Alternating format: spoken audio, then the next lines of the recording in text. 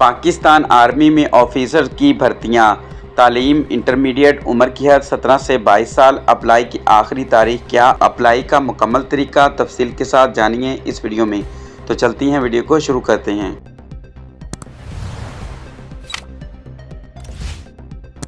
पाक आर्मी में second lieutenant officer बनने का शानदार मौका।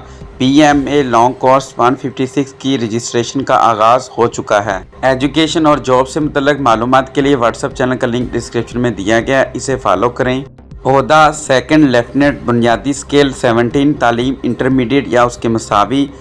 उम्र की हद 17 से 22 साल। कद कम अज़ कम 5 फुट 4 इंच। जिन्स मर्द। ऑनलाइन रजिस्ट्रेशन करवाने की आखिरी तारीख 4 मई 2025 है।